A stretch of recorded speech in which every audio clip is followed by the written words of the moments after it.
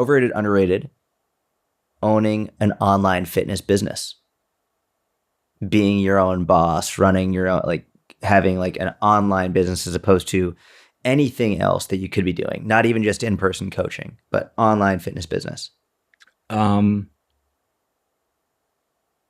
I think it's too related to the temperament of the individual. And what I mean by that is, for some people, it's massively underrated. And for some people, it's probably slightly overrated. Overall, I would say that it's underrated, assuming the amount of effort and time and patience that it takes to go from not having a business to having a business that sustains, a reasonable lifestyle. Who do you think it's slightly overrated for? Like what type of person? I think it's slightly overrated for a type of person who is happy in a 9-to-5, who is terrible at self-motivation and self-discipline, likes having a boss. Like, what? The way you just emphasized terrible was who is just terrible at because you are your own boss. Like you don't have someone barking at you to do what you need to do every day. Someone who is okay with the structure and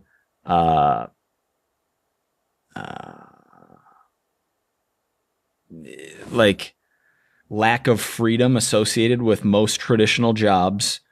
You enjoy sitting under fluorescent lights and like with bad posture. And, I'm reflecting on my own experience in corporate America, but having every Monday, what'd you do this weekend? Every Tuesday, you talk about the weather. Every Wednesday, oh, it's hump day. Every Thursday, you're like, oh, the weekend's coming. Every Friday, what are you going to do this weekend? And then you repeat that, every single week for 40 years.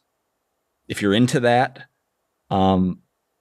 basically people who really like corporate culture, people who are good at politicking corporate culture and enjoy it, I suppose, because when you have your own business, merit is rewarded 1-to-1, like maybe not immediately, but over the long run, your effort compiles and the market rewards you. Whereas you can be the best employee by 3x whoever the worst employee is, and you're not getting 3x the salary that year. If you're both at the same level, you might get a few percentage points higher raise, but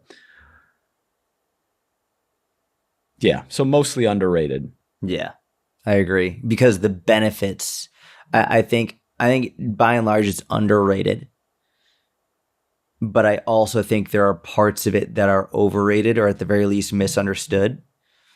I think that the longer you do it, and the longer you do it generally leads to more success, the more underrated it becomes.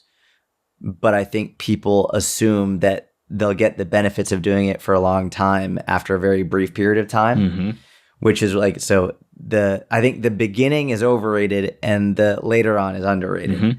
And I think that the benefits you get are very much worth it if you're willing and able to go through that very difficult beginning period. And I think that for the people it's not good for are the people who feel very entitled to success early on.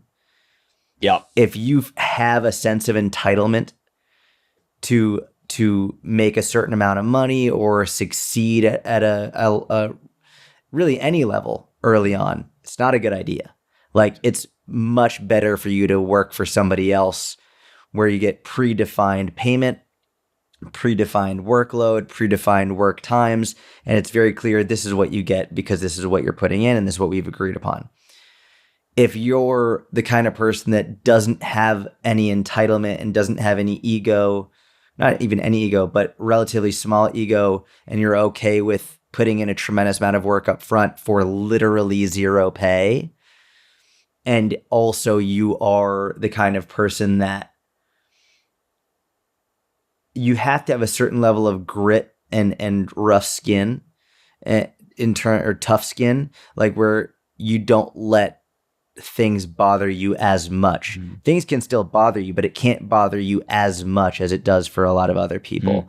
Whether it's people disagreeing with you, people thinking you're stupid, people not wanting to work, like whatever it is, you have to have a level of toughness to you where if you're objective and honest, I don't have that level of toughness. And also I think it can be toughness, but also the ability to, even if it bothers you, that's okay, as long as you keep going and keep giving it a shot. Like it's okay if something bothers you, even if you don't have tough skin, but it's not okay if you just quit once something once something difficult happens.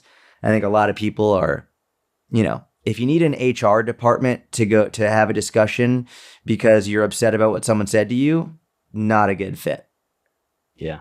Right? Yep. Like if you need the HR department, you need someone to sit you down and have mediation because someone said something that really upset you, don't do this. There's no HR department and no one gives a fuck, including your HR department, but that's their job. So they've got to do it. But there's no HR department in this. So, dude, I'm so glad that I don't have a business that requires me to have an HR department. Oh my gosh. Could you imagine? Or you don't work for a business with an HR department. Yeah. Gosh.